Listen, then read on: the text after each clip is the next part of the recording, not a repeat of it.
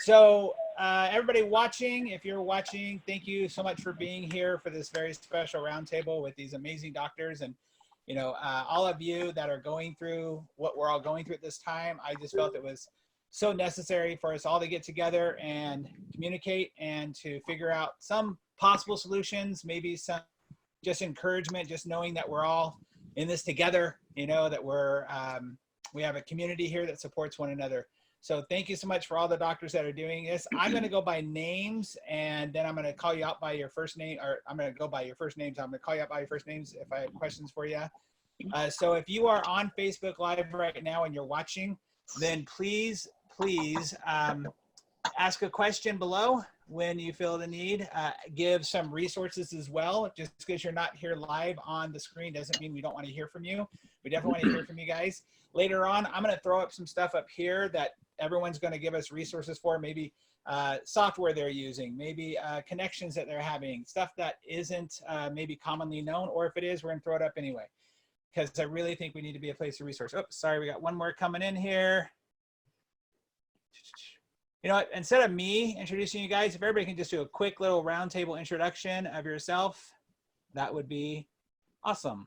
And where you're from. That way people can know, oh, you're in my area or not in my area.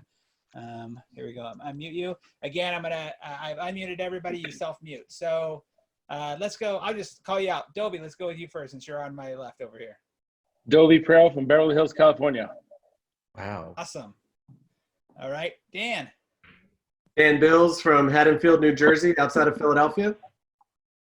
Keith. Keith Kohrs from Aurora, Colorado, outside of Denver.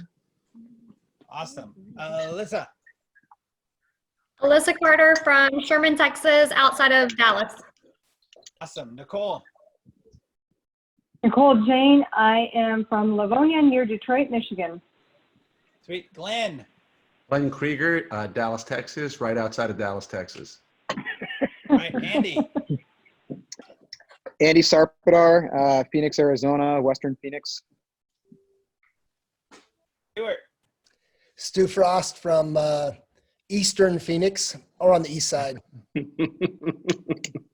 Heather. Hi, I'm Heather Hopkins in Columbia, South Carolina. Jamie. Jamie Reynolds from outside Detroit, right around the corner from Nicole. Sweet. Koz. Jeff Kozlowski from southeastern Connecticut, right outside of either Boston or New York, depending on how you're looking at it. And Whitney. Whitney Wright, out of Tempe, Arizona. Sweet. And I'm in Arizona, but just for now. So I travel all around the country. So you guys, thank you again for being here. Just like super kudos to you. If you're watching right now, please give everybody some love and some likes and go to their pages, support them on their social media, all that stuff, because they took time out of their days to be here. So what I want to do is I want to start off the conversation with this theme right here. There will be an after. It's my theme that I'm talking about with everybody. And I truly, truly believe that if you look at any disaster in history, any time that the country has had challenges, whether it be the Great Depression, 9/11, the recession, that those who planned during the disaster, during what was going on, and planned sooner than later, always came out better in the end. So my question for all of you, first off, is what are you doing right now in the midst of this craziness? And I don't want to overshadow the fact that every day is a new change and we're all like figuring it out as we go along. Totally understand. And I know we don't know when the after is, but what are you doing right now to prepare you for the after? I'll start, Dino. All right. All last week was kind of preparing for what am I going to do with my business to survive, period, as everything was changing rapidly. And I don't think any of us had any direction, and it was just figuring out with our peer groups what we're going to do and what we need to do for the business. So last week was kind of take care of the business, figure out how to lead the team in a somewhat positive direction when there really wasn't one per se at this time. I mean, the after there will be, but the during right now was how to get the team on board with what is happening and what reality is. I'm through that stage. So now today was kind of, okay, now it's like plan B. How are we going to, after we've made the necessary changes and difficult decisions to keep the business going, now it's time for me to focus on the business. So when this does change, when this does end, how am I going to bring the business out? And some of the things I am thinking of is when I come back and the log of appointments that I will have, some that I have to absolutely be hands-on with, like the D-bands and the starts. So some of the wire changes and the aligners, how can I do that more remotely? And I don't use dental monitoring. I think I will. But right now I'm doing a lot of like FaceTime and email photos and things like that with patients just to keep them on track. But I think that's going to be continuing for a while into the after. Great. Yeah, I think that that conversation that you're just having at the very end there, and we're going to go on with some more ideas, is I was just having a talk with a doc today about FaceTime with your clients right now and throughout this whole thing is going to be the #1 way that first, they don't want to stop making payments to you for those payments that they don't want to, because if they feel like you're a part of their treatment, even when you're not there, sending them videos, sending them hello, sending them, hey, how's your baseball team? Obviously that's not happening right now, so bad example. But how is your life? Like, what are you doing? Like, I know how to call myself out. I'm clear about calling myself out on stuff. But how is your life? How are you doing? Like, how is your health? When you are being their healthcare provider, they're gonna see you as a value resource. So, Dovi, you were gonna say something. Yeah, the couple things that we're planning on doing when we go back, we're going to be doing extended hours. So thinking of going from like 7 a.m. to 7 p.m. And adding some more staff. We were interviewing right before this and obviously put a pause on all of new hires, but it will be considering hiring more, especially like anticipating some natural growth that we were having plus backlog. And then probably what many of us are doing is holding some team meetings for morale throughout the week. And as a thank you to you, I know many of us have lectured when you have been an MC at a meeting, and it was my best lecture ever when you were there. So kudos to you for what you do for us professionally at the meetings and digital today too. Thank you, I appreciate that. What else? I think that's a great idea. Keeping in touch with their team. Do a team meeting at least once a week just to check in. They can do it from their home. You can check in with them.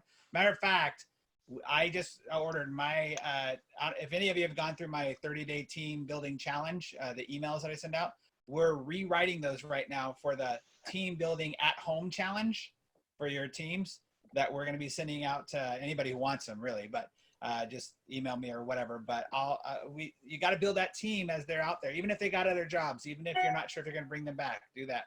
I was going to ask Andy, you're doing some really cool stuff. Will you tell us a little bit about that, about your videos? Oh yeah, sure. So, well, first of all, I'll say, the obvious thing is this online platform now. I think a lot of us are doing these digital consults and even going beyond that with digital appointments. And as you mentioned, that's a way to keep with your patients through this difficult time. Of course, we can monitor things, and there's certain things that we can check online. Others that, we might have to delay or bring them into the office. Personally, I think that, if I see something that's going out of control, we're not quite on lockdown here in Arizona, and I'm bringing that in. I'm a little bit more liberal with that, perhaps. If I got a torquing spring on there, I'm not just gonna let that turn into an emergency. But using social media right now, it's been, I've been putting out these tips as frequently as I'm able to, just little pieces of advice, nothing all that profound, but just ways that I'm coping with with what's going on here. And I think that a lot of my patient base and even some new people who are following us are really starting to, get inspired by that. So I really believe that communication is going to be really huge through this whole thing. Communication with our teams, communication with our patients, and actually our community too. There's a real opportunity to become a community leader through this.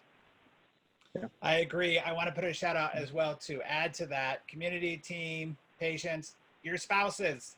Let your families know what you're going through and how you're feeling and all that, because they're going through it with you and they're used to hanging in there for you, but talk with them about how you're feeling and what's going on. Let's do one more. Let's go to Jamie. What are you guys doing right now? Last week I did a little role playing where I was Hatfields and my liver was the McCoys. And probably drank about twice or three times as much wine and everything that I should have, trying to get the stress under control a little bit, I think. You spend a lot of time thinking about your team and how to put them first after it, because they, they really are everything that drives an orthodontic practice with all the delegation that we do. And then, you have to frame it up into the community. But I do think, we all also have to make sure, like you were saying, Dino, to take care of ourselves. This is really stressful, at least on me, and I know my family and my team. And I also think we should be careful with our cash. So start thinking about all the little things that flow up into your profit and loss statement that are chewing on your cash. We've turned off our radio ads, we turned off our Google AdWords. And so we've been really kind of making sure that by, trying to protect our team and protect our patients, we want to make sure that we're there if this goes longer than we think, to make sure the lights are on at the end of it too. Yeah, I think that's really smart. I think everybody can agree with that. Yeah, is somebody else going to say something? Yeah, Koz. To piggyback on what Jamie said, same thing. I would rather be paying my team during this time so that they don't suffer, and maybe finding ways to save the cash burn. So as a simple example, I emailed this morning our representative at our local credit union that holds the mortgage on our building, and within 30 minutes, she had a document in my hands to forbear the payments for 90 days. And basically, some of the same things we're getting requests from for our patients, like, can you delay my payments for a month or two, just let me get through this. And, we've always been conservative with cash and held cash to run 90 days. But that being said, if the bank is willing to let us go 90 days until we make a payment on July 1st, that's a good way to save finances for the business that we could use for supporting patients who might need to delay their payments or paying our team through the process. So, and can I add to that a little bit? Yeah, please, Dan. Along those same lines, I got great advice from Kane Waters to ask everybody that we pay every month. So even American Express, where we run everything through our corporate Amex, they've given us unlimited, well, they say unlimited, we'll see what that ultimately means, but just not to worry about payments with no penalty. Is that right? Yeah. So we've called them, obviously our landlords for the property that we don't own, all of our credit card companies, and everybody for the most part has been pretty understanding. So I would highly recommend it. And just real quick, some verbiage too with landlords, because there's been a lot of question online with that. They know they're going to be mandated probably within the week to give us forbearance. So I kind of gave mine a little bit of an ultimatum. If you want to be the good guy, do it now. If you want to be the jerk, I'm going to call you in 3 days when the government tells you you have to do it. And, he called me right back and said, you know what, I just read online. I think you're right. So let me be the good guy. So can you send everybody that script? Because that was... Sure. Yeah. I might have used a few expletives that I wouldn't say in your presence, I'll add that in. Thank you, I appreciate it. Another thing that you can do is that you can, a lot of if you're still covering benefits for your employees, they'll let you skip a month's premium right now. So like Blue Cross Blue Shield for our employees, they're not charging us a premium for this month and next month. That's awesome. I like that. That's very, very good. I like that a lot. That's really cool. Any other suggestions on that? I mean, heck, saving money right now, cash flow wise, I think is vital. It's crucial. Those of you, the few that have been through my program know that that's where I went first. Was like, I know you got to take care of those team members, and you got to take care of that payroll every single month, so you can help them, because they're the ones. Question though that we wanted to ask about it, or an idea.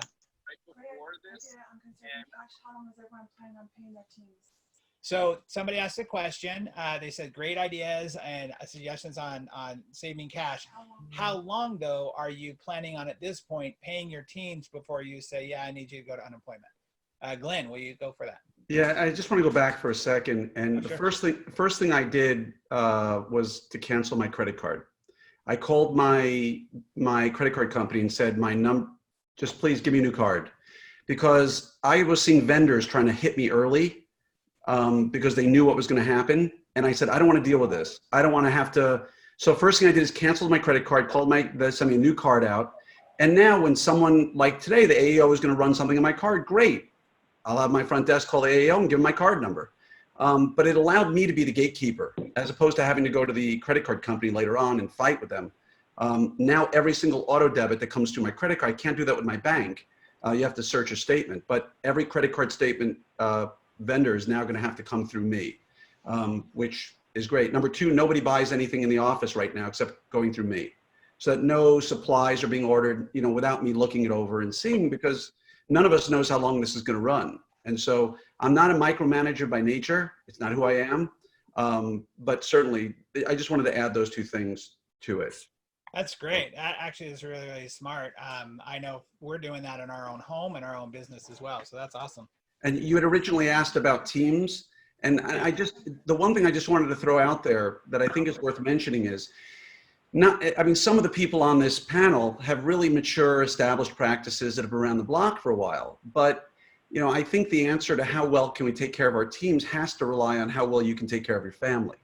I've made it clear for ages that my hierarchy is my family, then my patients, right? My family, my team, then my patients, in that order. And, for a lot of the younger docs, and maybe not so young docs who are out there, we really don't know when this is going to end. We hope, like in Texas, Governor Abbott, he just put out till August 22nd, mandated, and he was crystal clear about what we could and couldn't do. Nothing. If someone's life is not in danger, you cannot touch them. And so we know we've got a month. Might it go 2 months? Might it go 3 months? And I'm cautioning all the younger docs and older docs out there that before we start giving money to our team, you better darn well make sure you're going to be solvent 3 months from now. Because I would much rather look my team in the eye and say, you may not have money now, but you'll have a practice to come back to. And I think it's important for us to be careful about. I don't want to make money on this. And if somehow, because of the forbearance, I have more money in my account, I'll certainly share it with my team when it's finished. But right now, I think we have to be very careful about what we commit to with our teams, unless you're in a cash position where you're just set for the next 6, 9, 12 months, which a lot of the younger doctors simply aren't. Yeah, that's really good. Really, really good point, actually. We had somebody write in and say that the Amex American Express Platinum is giving 2 months, no late fee, no interest last week, maybe even longer now. So if you have that. Can I address that too, just so there's no confusion? I think it depends on the length of your account, from what I was told, and what your relationship is with them, how much you use it. And... Sure. Good standing. We have a question? But they want to ask, they're asking,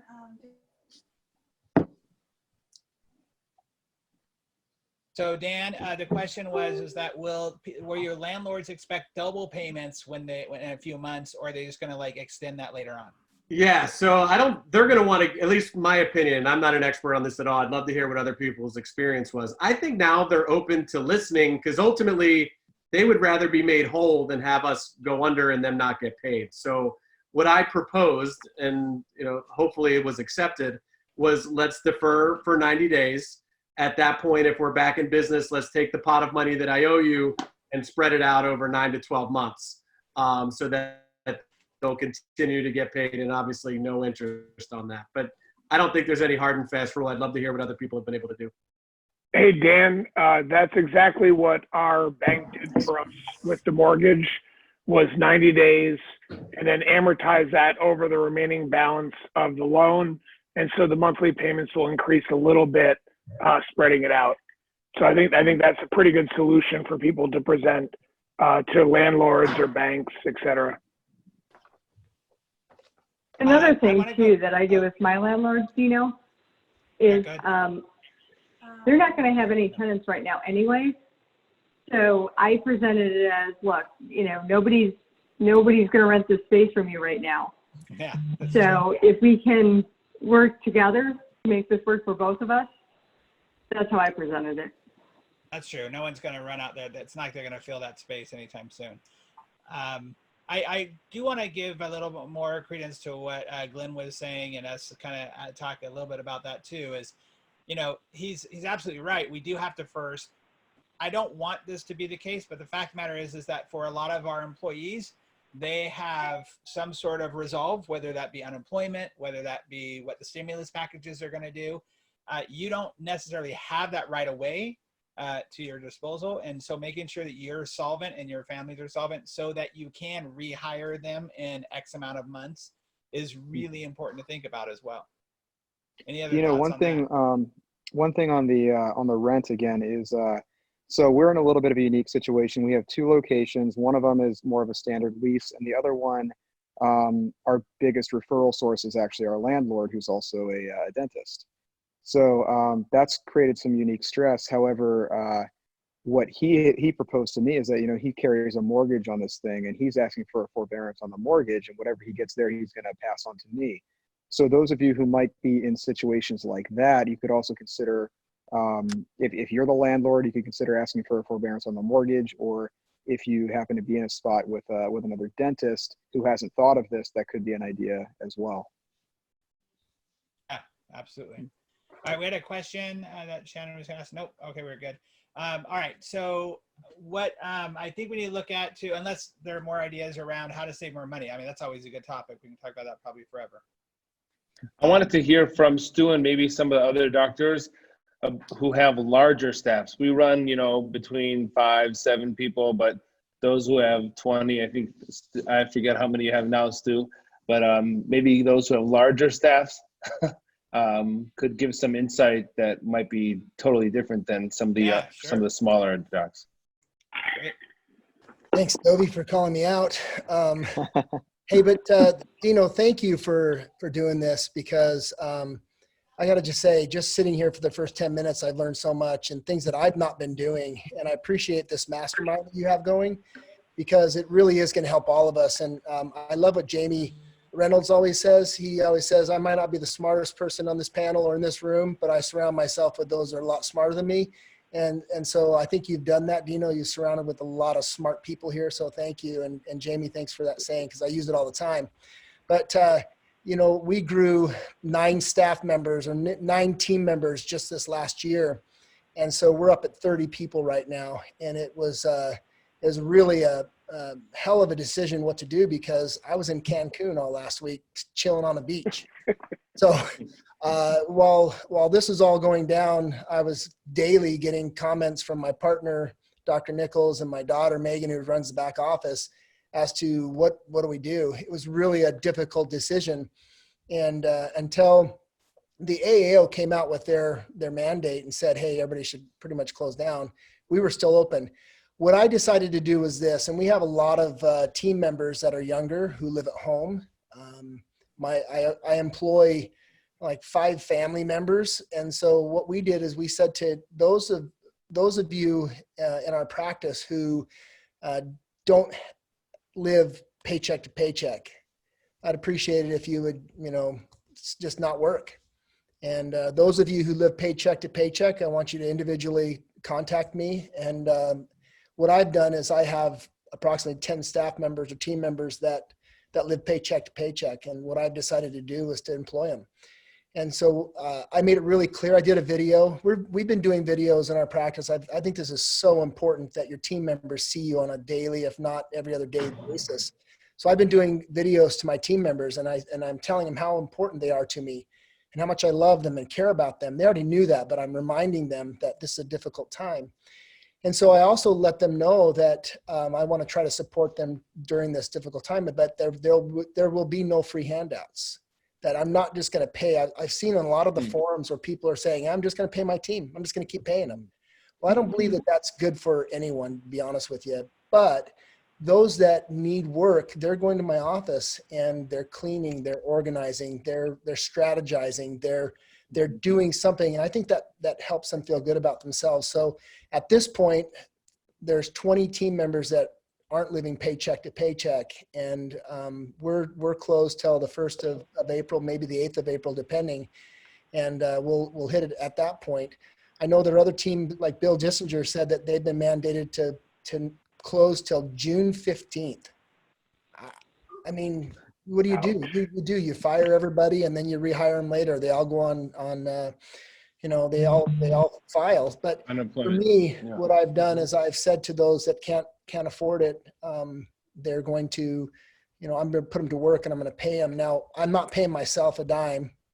My partner's not being paid. And luckily we've had some great times. So paying those that need help and help them, but they have to come in and do things. And we strategized what those things were. We had a team meeting and a leadership meeting on what it is that they could do, talking about social media posts, talking about all kinds of different things that they can add value to the practice. At the same time, then I pay them. I was going to add to that as far as just communication with your team. So I'm an ortho pedo GP office, so I have 36 staff total. And so we have been looking at a lot of different things as well. And one of the things is we spent a lot of time building out like a virtual care platform. And so instead of telling our patients that we were closed or that we had canceled everything, we had said that we, that we're transitioning to our virtual care platform. I think it's important our patients don't think we're just closed, like we're gone. Like we're still there to support them. And that we're just rescheduling things or that we have to postpone certain appointments while we're going through this. But we do a Zoom meeting with the ortho team in the morning, and then we're using an app called Marco Polo. And so each members of my team have like little group projects on there. And so it's like a running dialogue that goes on all day long. So I can jump in and catch up on what they've been doing because they're all remote. No one's going to the office. And so I've outlined everything that I want to happen, all the patient communications I want to happen, how I want all that going down. Because it's really important that our patients know that we're still here. I mean, I think they want the normalcy at this point as well. They want to know that, we're still here and we're still watching and taking care of them. And then just as we've been working on this project, the Marco Polo and like Slack's helpful, but certain things are lost in context and text, sometimes. And if you can see the person and their tone, it just really helps make sure that everyone's on the same page. And I can kind of jump in and get caught up on things, jump around from project to project throughout the day as well. I love one tool that we've been using. Yeah. One tool that we've been using, I know a lot of people have WhatsApp, but I've created for my group, for my team, we've used WhatsApp where it's an admin only ability to have, so there's no chat in there, but it's just so that everybody gets all the information updated and you can see who reads it. That's been helpful for us to kind of control the message that I want the team to hear, and then they can respond back to me without having like chitter chatter that might deflect from the point of the conversation. I just want to say I love that you used the word chitter chatter. I didn't know you were 80, but that's awesome. I think that's great. Don't be pithy with me.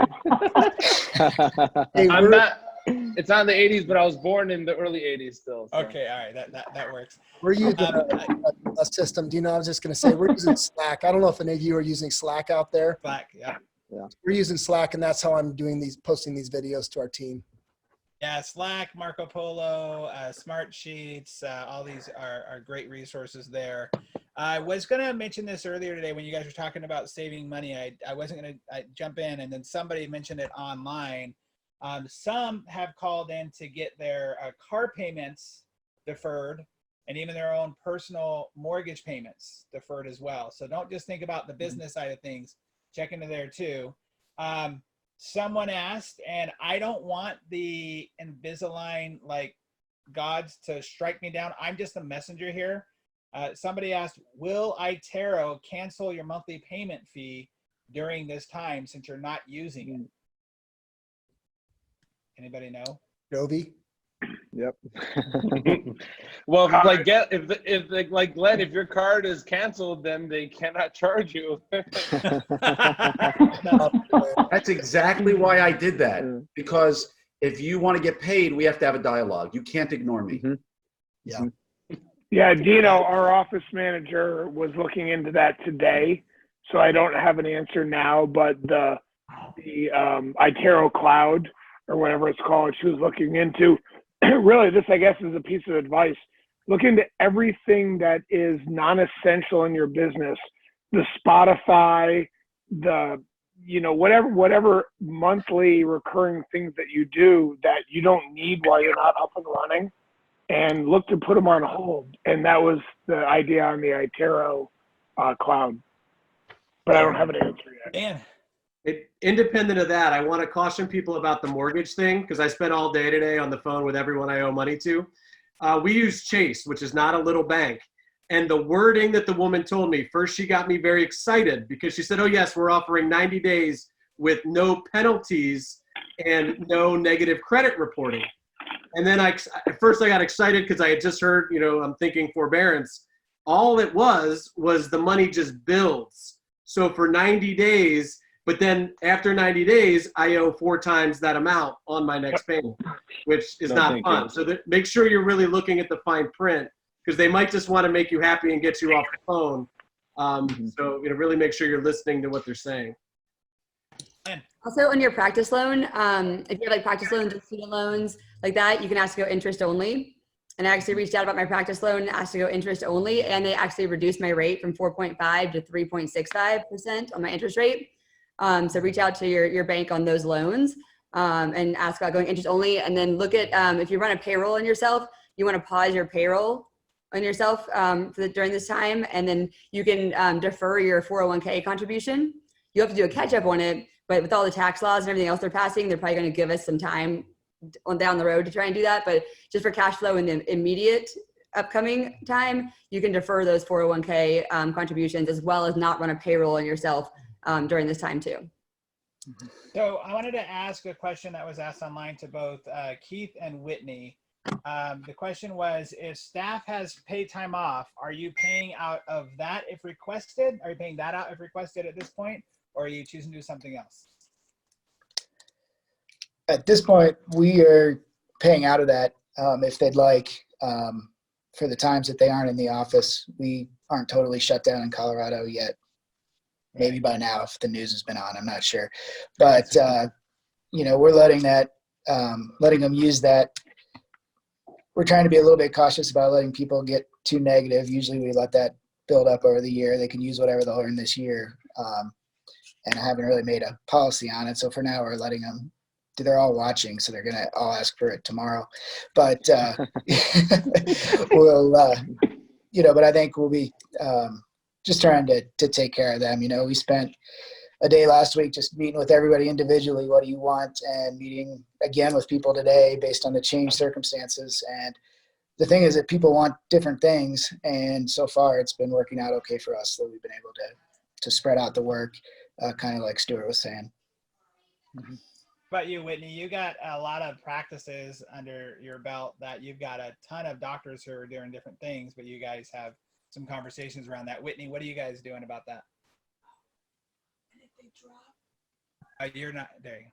All right, so here I am. Thanks. So we're doing everything and anything we can. We've so we're a DSO. We've got 750 employees, and we are helping them apply for unemployment on our dime. We're doing everything. If they've got time off that they can take, we're doing that. We're trying everything we can to provide help without doing layoffs, and we've got doctors who are deferring their income for the next month or two because they've got a little bit of a nest egg, and they're wanting to make sure that their teams are taken care of. But we're doing everything that you guys are talking about. You've got such wonderful ideas. We're doing all of that, but also any way that we can make it happen. We've even gone to some lending institutions that we have worked with for quite some time, and they've extended lines of credit, knowing that we're going to be able to take care of that when things turn around. So we've used our good credit to be able to leverage the future to make sure that our team still have a place to be when we're going. Now we're still open in our offices. We're seeing emergency patients because we do a GP ortho format, and so we're still seeing GP patients that are emergency or the necessary procedures, but the ortho is almost completely shut down at this point. So I appreciate you saying that too, because I also, like in our business too, we went last week and when we decided to not, like, some of you know that we just decided to stop charging any of our clients whatsoever because we want to take care of their people. So I went and said, hey, I want to go and see there are possible loans that I can get or credit lines from my business as well. So anybody that's watching this that is also a supplier, I agree with what you're saying, Glenn, that like I think most suppliers should be a little more proactive and being like, hey, you guys, we know you're going through tough times. We're going through it too. Let's all work together because we have other sources hopefully to go to. So if you have to go to another lending institution to get a line of credit, hopefully you're not going to have to use that. But if you do, you know it's there to secure you as well. But one of the follow-up questions was that if you do give them the paid time off, then does that make them uneligible for our unemployment? And I don't know that answer. I think, Dino, we've been looking into that pretty significantly. And as I've understood it, and I'm not a lawyer, and this could be completely inaccurate, but in Arizona, at least, well, first of all, this is going to be very state dependent. In Arizona, as I understand it, to go on unemployment, they have to use up all of their sick time, all of their vacation time before they go on there. But in Arizona, I mean, unless the laws are going to be changing now, unemployment is between 140 to a max of 240 a week. And for most of my employees, it's going to be on the lower end of that. So it's not exactly a living wage. So I would say that it's probably in everyone's benefit to go on that first and then just take the unemployment after that if necessary.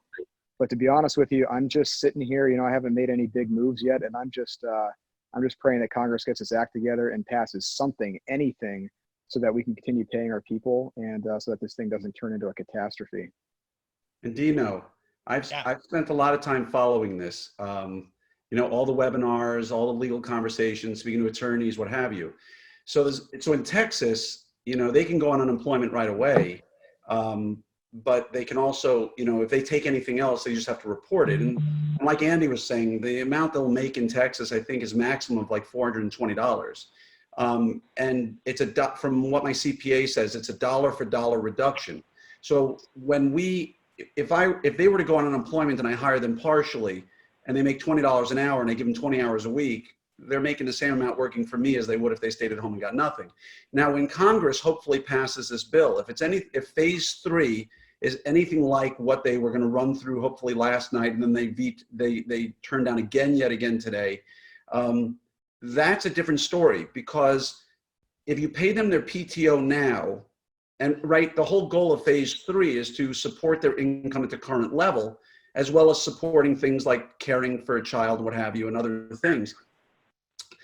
The advice is do not pay their PTO up front, do not pay their sick time up front, because this COVID bill will only last a certain amount of time, potentially, and they know they're going to get that now. So save the PTO for later, when perhaps this runs out and they can still get it. Because we're laying off, we're not firing, right? The whole goal is the rehire eventually, so they'll get back their benefits. Awesome. You guys, I want to just transition just a little bit right now. There's people online asking for a little bit of transition. I'm going to come out to Alyssa. Alyssa, with your projects that you said that you are having your team members do, what kind of projects are you having them work on? And if you have team members at home, are you having them work on projects too? What can you do? Are you having them log in to do stuff, to reschedule appointments? What is it that you're working on? Yes, so we got official notice last night from Governor Abbott in Texas to pretty much shut down, but we had previously shut down as of a few days last week. We so far have needed our entire team there every day just to have some team meetings of where is this going, keep them informed on what's going on behind the scenes, really try to keep them educated as what bills we're waiting on, because they're hearing from other offices in town or friends that they talk to that are also employees of dental offices that they're being laid off, and so they come in stressed, wondering if we're about to do the same thing. So we've just really tried to educate them, and we have implemented, I feel really blessed. We have such a good team. They haven't hesitated with anything that we have suggested that we think is best for either them or our patients or our community. But we've started virtual consults. We have a great platform. I think Glenn is using it too, called Doxy. We did training on that all day today, and you start going through scenarios and realize you can't just say, okay, to protect my cash flow, we're all going to do virtual consults and whatever. That's not really the point, in my opinion. The point is to go through every patient's chart. So we've assigned a team, look at where they are in treatment and what wires they're in and which ones need care before we just bump their appointment out another 6 weeks. Are they turning an expander? Do they have a reverse curve in? Do they have active coils in? All the things that may need a virtual consult. And if they don't deem it necessary and we don't think it will detriment the patient's treatment, we bump them out 6 to 8 weeks, not just the 4 weeks Governor Abbott has said, because if there's an extension, then we're just rescheduling them again. If we deem that they need a virtual consult, then we are setting it up and also scheduling an additional appointment, 6 to 8 weeks later. And those will be done through Dovi. We did a few today. The team, though, what we're doing is I'm doing the virtual consults. I have another team member logged in, and they're typing all the notes from what I am talking with the patient. So a comfort appointment today, patient was in severe pain, thought a wire was poking, but it was a baby tooth that was loose. So they didn't need to come to the office, but they wanted to. And I said, well, let's just jump on a call and see. And so my team member is typing the notes in Dolphin because she's like in the office, one team member a day, just in case emergencies do need to show up. We're also just trying to figure out how we can become really efficient. So when we do come back and we have this backlog of patients, not only adding hours or adding days, where can we improve our patient flow? And can we get anything done now that will just save us time at the patient's appointment? So, logging in their treatment cards, maybe some treatment plans that needed progress records, having patients send us pictures so we can start evaluating progress records. And because of that, we've been able to keep everyone full-time right now. I do think that's kind of a stall mode until we can figure out what's going on with the bill. But some things we've thought about are keeping everyone part-time, but paying them full-time. And then when we get back to normal, maybe we take 1 day a week, at 1 day every paycheck off of their check until they pay us back for the hours they haven't worked. For our practice, I'd say almost every person in our office works paycheck to paycheck. And it's better for them maybe to only have to make mild lifestyle changes. None of them actually live very extravagantly anyway. And so I think it's important for us to take care of them. I do also know that cash flow is an issue, but we kind of came up with an equation where this is how many contracts we have. I think orthodontists are so lucky compared to general dentists or any other profession that's fee for service, because we have continuing contracts. So it's how many contracts do we have? How many in this month from D-bonds? What percent of people might call in and say they can't afford their payments? Can we postpone it? And then we still have this lump sum of money coming in. So what can we cut to equal that, even if we start a quarter of how many contracts we normally do over the next 30 days?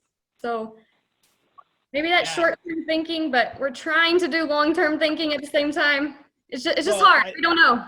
I think it's important for you to be thinking about that with the short term of what we can do right now for the long term. Look, there's an article that came out today about another company that's not OrthoFi, but I'm sure they did it too. So I don't want to. But they put out there saying that there's not a lot of people who have been calling so far asking to stop those payments. Now we're a week into this, as people start getting more numb to the freezing cold water that we all jumped in from the Titanic, right?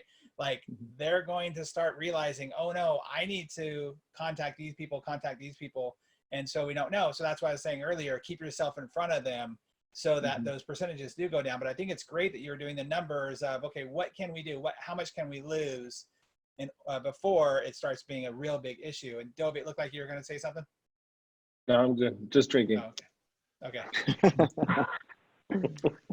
Anybody else have a thought around that? And I still want to also talk about what other projects you might be having to work on at home or to keep them employed, if you will. I've got one. I'll go, Sue. You sure? Yeah, go. Okay. I'm in control of this. You go, Stu. I think it's a great opportunity for anything with social media.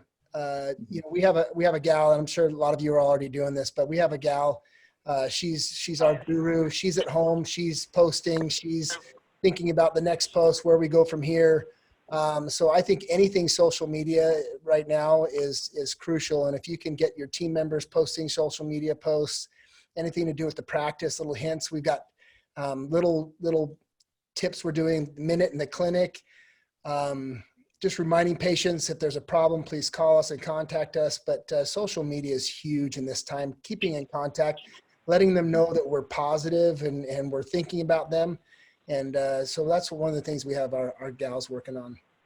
I would suggest, Kovs, I'm letting you go just a minute. I would suggest even if you guys can do personal reach outs to your clients, in the sense of there's softwares like BombBomb is a plugin you can use on your Chrome extension, where you can actually do just a video that's embedded into the email, and you can say hi to them, and and send it out to them. If any of you got an email like me like that before, you know what it's like. BombBomb's a great service to do that for. Any touchstone, if you need something for people to do, I suggested to somebody just yesterday, or Saturday, I should say, that they do handwritten cards to people.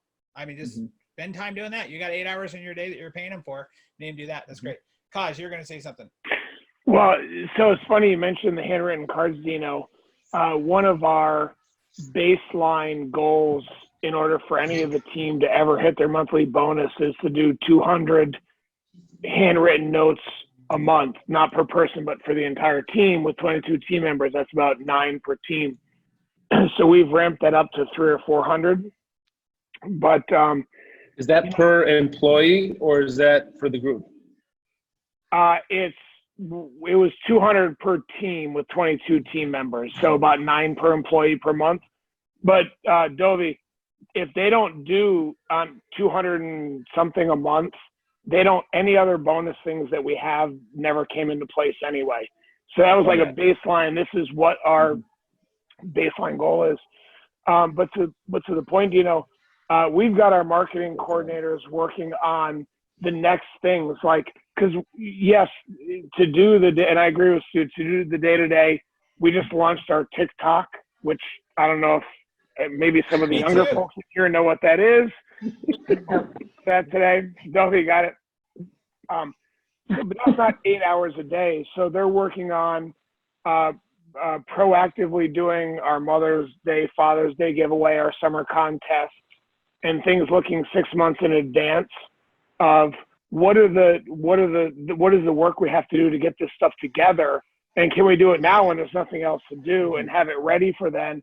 Because Lord knows if we go, like some of the states, till June before we can see patients again, my marketing coordinator is going to be doing sterilization for 2 months. So she's not going to be doing marketing. And so let's get that stuff out of the way now. I think that's kind of our approach to it. Really good advice. Also, speaking of advice, on the chat, for anybody watching, we're obviously not be able to get to all of the chats and the comments and the suggestions. So please go back and scroll down and read some of the great suggestions that are out there from people, some good suggestions, some good opportunities out there. It looks like, Andy, you're going to offer something? No, I'm good. Social media is great, All right, cool. Yeah, just scratching, fidgeting.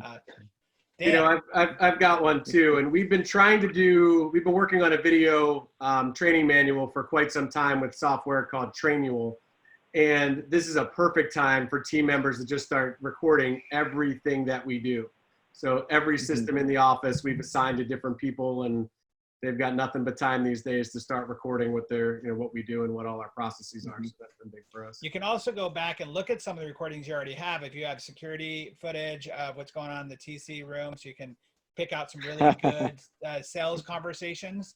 So you can actually use those as examples. And also phone calls. If you record any of your phone calls, go find your 10 best phone calls to put in a file, so that when you do rehire, it's a lot faster to have somebody go and listen to somebody else do a really good phone call or deal with a paying client or an emergency than it is for them to try to repeat it to try to read it and then try to do it. But if they can hear somebody do it, it makes it a lot better. You got a lot of resources already there that you can use as recordings. I love that idea, Dan. I'm a huge fan of recording, as both Keith and Nicole know.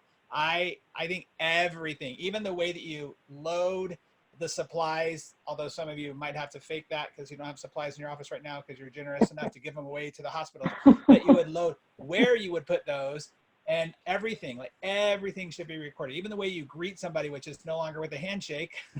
So whether you're like fist bumping or, you know, nodding or whatever you're doing. Y5. Y5? It's a Y5. Y5. It's listen, that whole high five thing has totally ruined a huge part of what I do. So I'm pretty frustrated about it. You can't turn to people on high five anymore. You can't. That's very frustrating. On that note, I would say, well, I know that Alyssa had mentioned like working like the extra hours when you come back.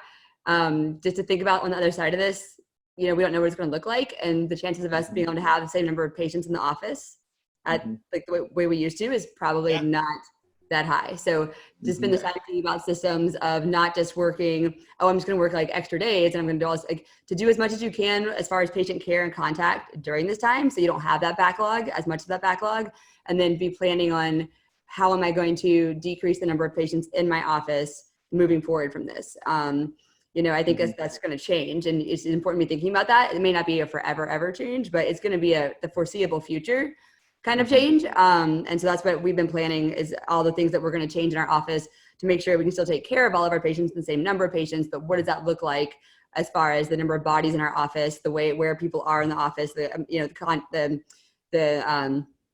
sure we're at least the 6 feet apart, all that kind of stuff. Like what's that going to be, and how are we going to manage that moving forward? So Heather, I love that, because in my culture brain goes to what a cool way, if you really like set it up and position it right, of the heightened service that you're going to give to people because of that. Like you're going to be more intentional about the way that you greet people, the way that you bring them in. You're going to be more intentional about the conversation, how present you are with them. That's going to actually be huge. And so we have to train on that and choreograph that dance that you were talking about of how that's going to work.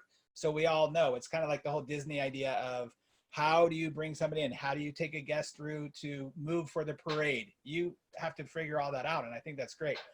Glenn, you were going to mention something. You're on mute, Glenn. Sorry, there we go. A couple of things. Thank you, Dovi. A couple of things that that I've done a little differently, and I know this might sound a little crazy, but I've reallocated my marketing dollars from. I did a lot of Facebook advertising. I've thrown it all into Google advertising. I've increased my Google numbers considerably. I heard Jamie say they've reduced theirs. I've increased mine through the ceiling because cost per click is going down considerably right now. And I have the ability to check my stats on a weekly basis. And if I see it's not working, I'll stop. But right now, I have 4 times the clicks this month than I did this month last year. And so I'm boosting my Google marketing, pulling it out of other things because that's where people are going. They're living on the internet. The second thing that's worth noting is, you know, Jamie and Koz are the masters of the value of your time. Every minute that I spend is irreplaceable, and the cost of it is probably more than anything else in the office. And so what's interesting is that this new paradigm we found ourselves in is opening up opportunities for us to carry on these systems afterwards. Things that we're now implementing and playing with that some of us, like, you know, I did virtual exams on patients who were in Invisalign in college, right? So we would do these meetings. But the systems that we're now discovering that we can refine are potentially our gold mine for productivity per appointment down the road. And so I get it, deep cleaning is wonderful. All the other things are great, but what I want is I want to have more patients. I want as much patients as I can. And I want to make sure their systems are streamlined in a way that we use the newest, greatest technology and clean that up now when we're kind of like in spring training. And so, you know, for me, that's important. And the last but not least is, it sounds heartless, but I'm using this time to sort of figure out which of my team members are the ones that are pulling the boat down and not pulling it forward. Because when we emerge from this, we're going to have our pick of the litter from an employment pool that we've been damaged with the last 5 to 10 years, where we are just barely scraping the barrel sometimes when we're looking for amazing people. I think you're going to see a lot more people coming into our industry at this point. And I would never, ever let somebody go like this. But my point is, everybody's working outside their comfort zone. And now we're going to really see what people are made of in terms of their ability to think freely. Well, Glenn, I appreciate this setup for everybody going to get my book, Hire and Fire Like a Boss. That was really nice of you. But but also on that note, there's a lot of logic around the idea that, Warren Buffett talks about when times are bad, invest more, like push. So find those areas in your business, whether it be Google AdWords or anything else that you actually want to increase in this part of your business, so that you're setting yourself. This is what I'm talking about with the after. What's the thing you're doing now to help you set you up for later on? And you're absolutely right, Glenn. Look, as a employer, you have to look at, how is this setting me up for finding out who really are my advocates for my practice, as opposed to who are the ones who are just there and who are just like, and I just haven't had the nerve to actually, or the will to actually let them go. Somebody's playing some nice music. I appreciate that. I don't know. I like the classical. That's very nice. So just remember that on there. Dovi had a thought, I think.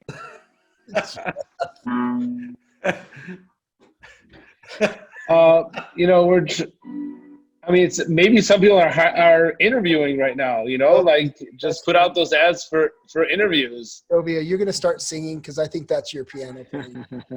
Oh, sorry. Dovi, are you going to start singing? Yeah. I don't know this one. This is like Beethoven. I don't know that one by heart.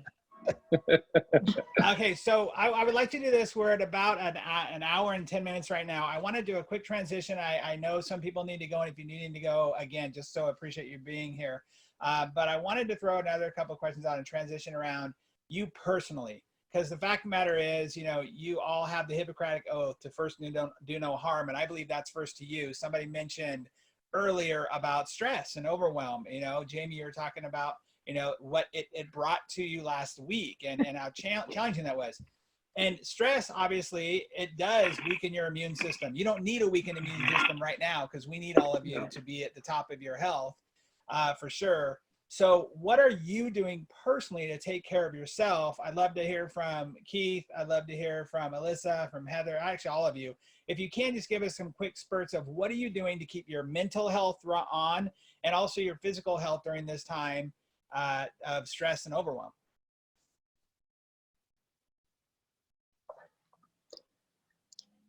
Go for it, Keith. Oh, I was gonna say, I think I'm still figuring that out a little bit. As far as what we're doing, we've been really focused on the team and trying to get everybody taken care of. And but no, I think suddenly we have all that time and that dusty bike in the garage and all those other things that fall off the radar when we're so busy. I guess it's going to be time to get those back out and find a way to let out that energy in other ways. For sure, absolutely. All right, Dan, you had some ideas? Yeah, I think for me, it's just getting back onto a schedule. Similar, Jamie, you might have been hanging out last week, just in different parts of the country. If you had saw me on Friday, I was probably unrecognizable, a beard. My wife almost kicked me out of the bedroom. I smelled, I was wearing sweatpants all the time. It was bad. And this morning, after a stressful week, I got up, I worked out for a long time. I took a shower, I shaved, I put regular clothes on, got back into a routine, and it really made a big difference. And I felt it right away that I was kind of back to some sort of regimented lifestyle. And I set hours for myself at work. I mean, I was allowed to work today from 9 to 5, and that was it, except for this. So at 5 o'clock I stopped, and I cooked dinner with my family, and I got to enjoy time with my daughter, and that made all the difference. And this is the best I've felt since all this went down. I think that's of course, Dan seems like. I was gonna say, Dan, it all went down what seems like 3 or 4 months ago, but it was like so.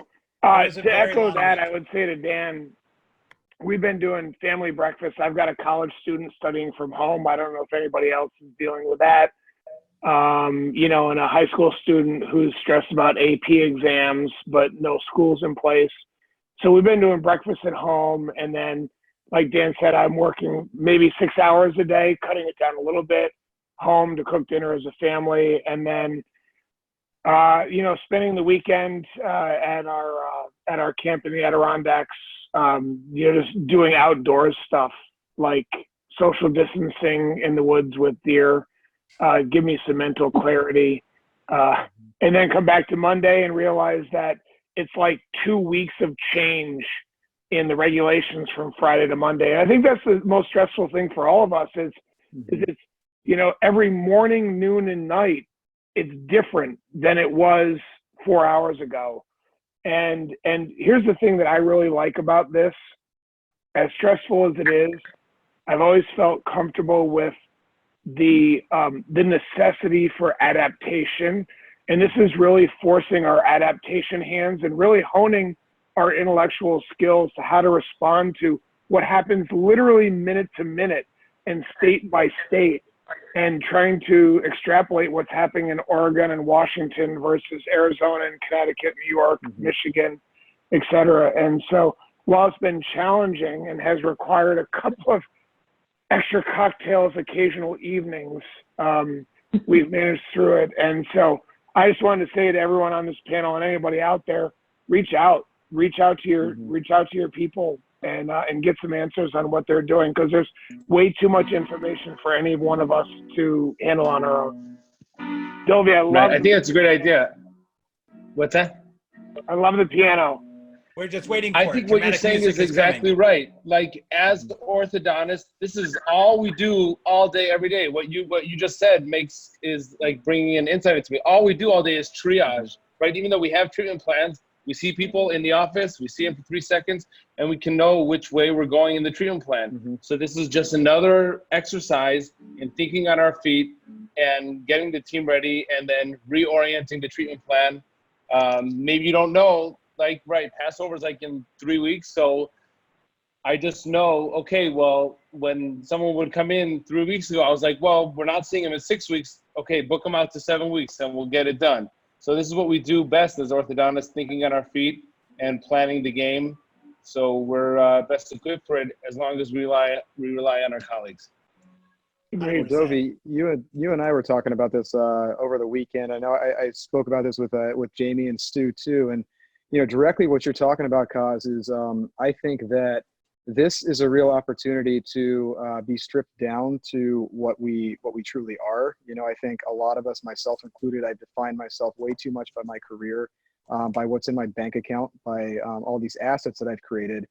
And all of a sudden, there's nothing like a cataclysm that, when you're faced with the possibility of that being wiped out or greatly diminished, it really makes you think, what do you actually own from everything that we've done in our career so far? And this is something Stu and I were talking about this over the weekend, and I recognize there's a tendency to feel like we're about to lose everything we worked for, but really, what do we get to keep? What is truly ours? What are we?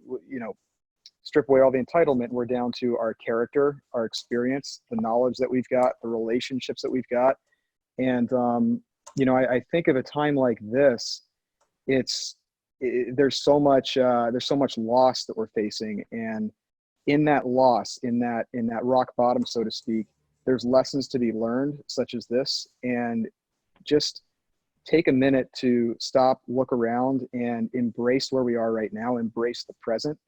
All those, a lot of these hopes of where we thought we were going to be this year, or all that, the cars that we were going to buy, or, whatever these material possessions are, we get so focused on that. But right now, there's nothing like a cataclysm to draw you into the present and really confront who you are and what you are actually entitled to from everything that you've built. And, I've found this, I'm feeling just like anyone else, but things like that are helping keep me going. I'm trying to stay present and learn the lessons that life is putting in front of me, because God willing, I will never be in this spot again. I hope to God none of us are in this spot again.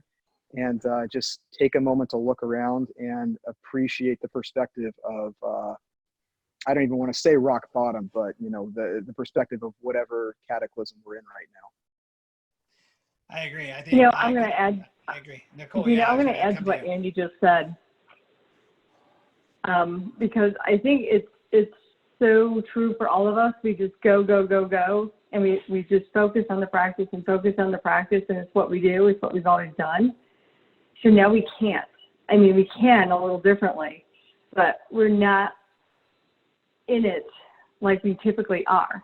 And so it does create that pause for us as individuals instead of as orthodontists per se, to say, okay, this main focus of, you know, what I've dreamed of and done all my life has just changed dramatically.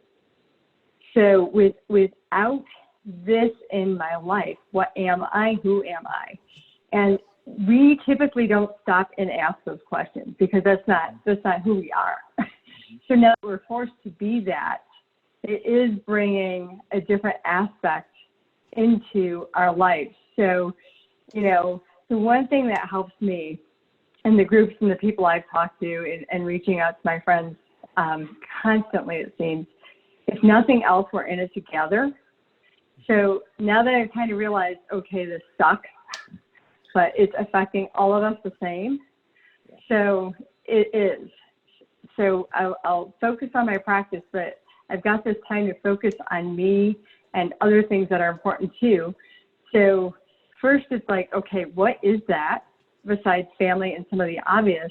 But it does bring a totally different aspect into our lives that I think a lot of us who have practiced and who are just driven by what we do haven't really had the chance to, or maybe even wanted to face before.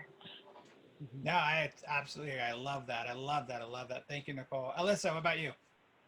Oh. As far as the stress part and adapting, I like to work out a few times a week, and that just, it's my way to clear my mind, or I don't think about anything else when I'm doing it. As far as feeling like I have downtime, maybe because I'm a newer practice owner, maybe I jinxed us all too, because I just said like a month ago, man, I could have a month off and still not feel caught up. And so now I feel like it's been gifted to me, and I've started making a schedule of everything I need, or that I hope to accomplish, you know, professionally or within the office, or just every little thing is like, how can like I help my team understand something better, or how are we answering the phone? How are we making our patients feel when we're running behind? How can we change our template? Like, I feel that there's so many things in our practices that we always say, I don't have time to fix that, or we'll do it later. And then 6 months goes by and you still haven't done anything, or you go to a meeting and you find out some really cool things. And then because it takes time to train in the office or to educate them on how to screen for sleep apnea or whatever the new thing is that you want to do. And so for me, I already have, you know, all these things for 4 weeks written out, and I'm thinking, okay, I don't know where everyone's getting this downtime from, but I don't know. Maybe I'm just in a different position, and I have a lot less, well, I shouldn't say a lot less. I took out my business loan, and I've made one payment, and I'm already calling the bank to see if I can change it. And you know, that's pretty embarrassing, but I felt like it was the right thing to do just in case. And I have a lot less to lose sometimes, I feel like, because maybe I'm younger in my career. I'm very fortunate that this is happening now early on to kind of keep me grounded and humble and know how to maybe prepare myself if this does happen another 10, 12, 15 years down the road. That's awesome. That's very, very good. Before we go to, I think it's Glenn's next, just want to point out what's cool about right now too, as you mentioned, is that, you know, maybe a little embarrassing because we're all in this together, like literally the entire world is in this together, our country together.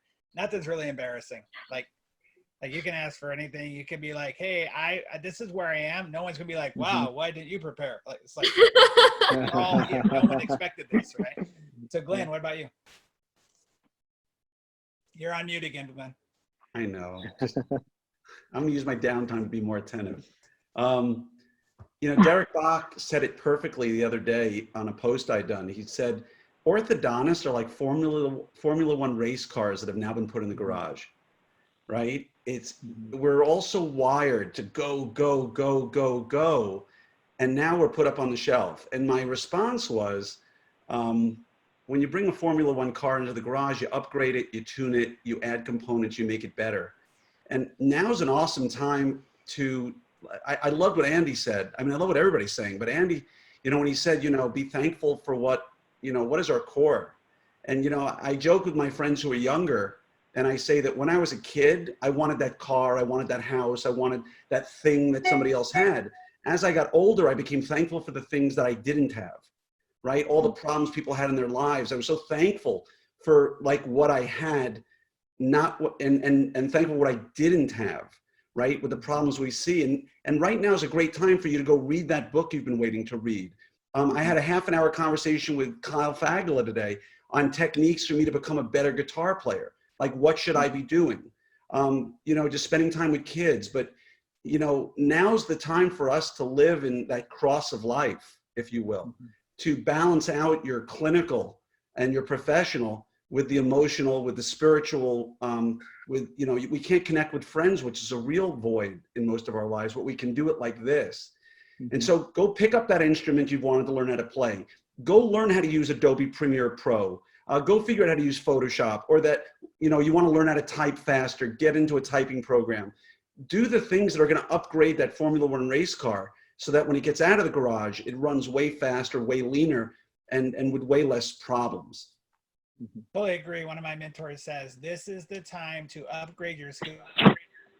Better time. It's now. Upgrade your skill set. So I love that. Okay. Jamie, Heather, and Stuart, we want to get through you guys as well.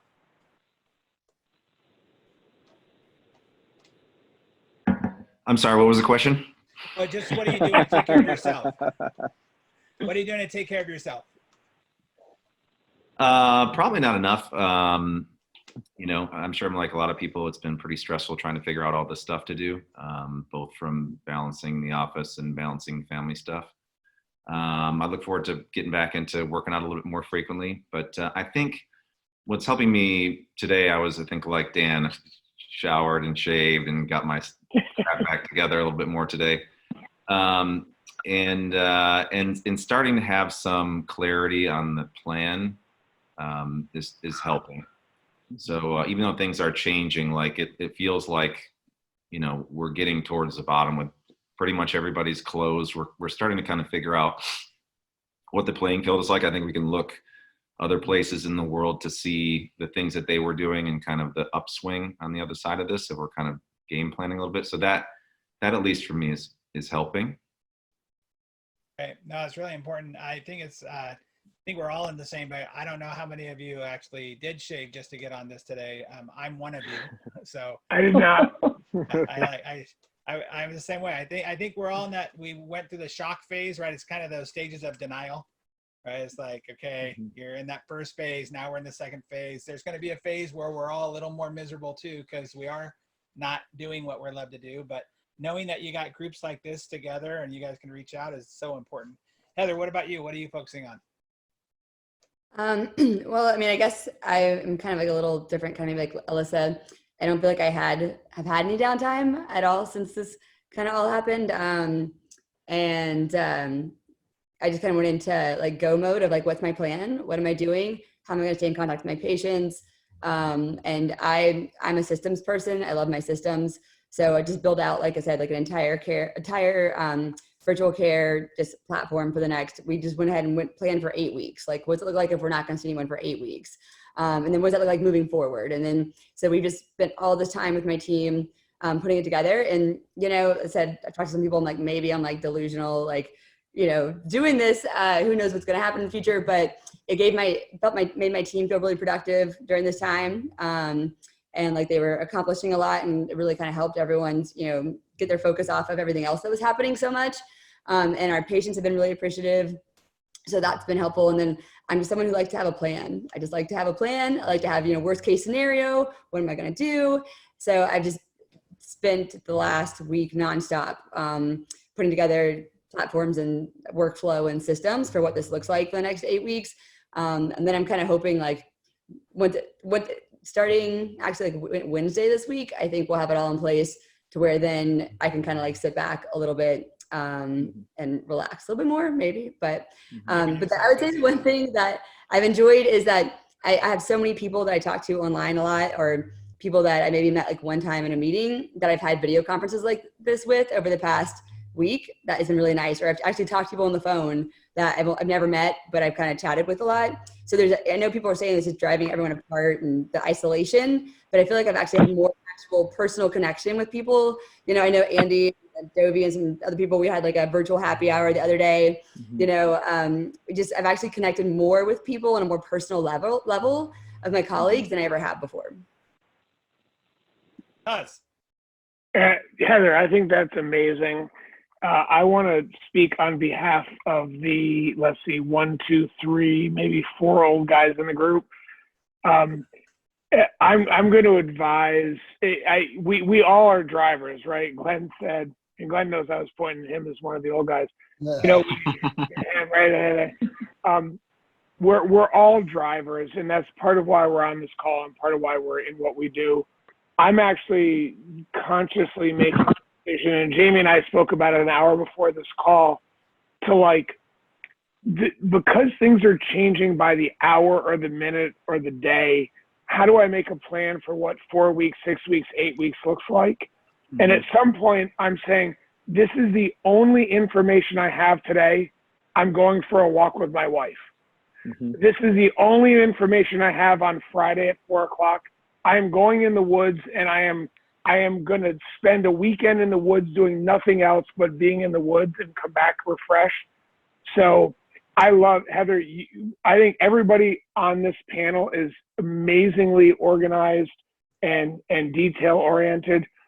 As an old guy in the group, older guy, I'm making the decision to defer some of that till a little bit later and say, you know what, some of this stuff will work out. I'll take tomorrow's information and make that plan tomorrow. And when I've made the decisions I can make tomorrow, I'm going to play mahjong with my wife for 3 hours. And so I've really been enjoying a balance of working hard and family time and cooking and cleaning and, you know, doing laundry. Yeah, that's actually enjoyable at this point. All right, lastly, Stuart. Okay, I'll try not to be too long-winded, but Jeff, thank you for that. I love it. You know, when I was first in practice, I've been in practice 20 years now. When I'd have a slow month, I would worry that, you know, the bottom was dropping out of the profession and I wasn't going to be patients. And I would worry and I'd be like, oh my gosh, why did I worry? Because I'd always see the patients come back. And so one thing I've always realized is that you might think that this is the end or this is trouble or it's doomsday, and it's not. I've been working on a few things: exercise, key, eating well, sleeping well, taking my vitamins. This is a big deal. But most importantly, I've been working on leadership. How am I a better leader? I've got 8 kids, 2 daughter-in-laws, and 30 team members. I have to show up and be a better leader to all of them every single day. So what am I doing to be a better leader? That's what I've been saying to myself. Well, I've been listening to podcasts and I've been listening to things that will uplift me so I'll be positive. I want to have an abundance mentality, a positive abundance mentality. And so if anybody's talking negative in my family or team members, I just say, hey, let's be positive. This is gonna help itself. I was listening to a podcast and I want to share this with everybody. I think it's really cool. The School of Greatness by Lewis Howes is a great podcast. And he had on one of the Diesel brothers that's on the Discovery Channel. He had on Heavy D and he asked him 3 questions. He said, when you're done and gone and out of this world, what would be 3 things you would leave your family and your friends and those that would make a difference? You couldn't take anything with you, but you would just leave those 3 things. And the last thing he said to everyone on that podcast is he said, you know, I think I would share with everybody that when they think that things are worse than they really are, or when their things get really bad, or they're going through some really, really difficult times, he said, the reality is when you go back and look at it, it really wasn't as bad as you thought it was. And I would just share this with everybody. You know, there may be some of you out there that think that this is really, really bad. And I'm here to tell you that it's probably not as bad as you really think it is. And it was really unfortunate. One of my nephew has a friend, they play on a rugby team together. And I just found out that the little boy just took his own life, shot himself. He's 16 years old, drove out and shot himself. And and nobody could understand what's going on and the stress of everything. And why would this kid who had the world by the tail, and he's a good kid and a great, football player, but what was going on? And I think what happens to a lot of us is that we aren't able to be vulnerable. And I think if there's some of you out there tonight who are listening and you're really struggling mentally with all of this, I want you to just be able to do what Dino was saying earlier, is be vulnerable. Hey, reach out to somebody. Tell your wife how you're feeling. Share with what you're feeling. Share those ugly feelings that are inside of you. Do not hold those in. It's really not as bad as you think it is when it's all said and done, and our careers are not going anywhere. The patients aren't going anywhere. We're going to have patients show up whether it's June 15th or in July, they're going to come back and we're going to have a career.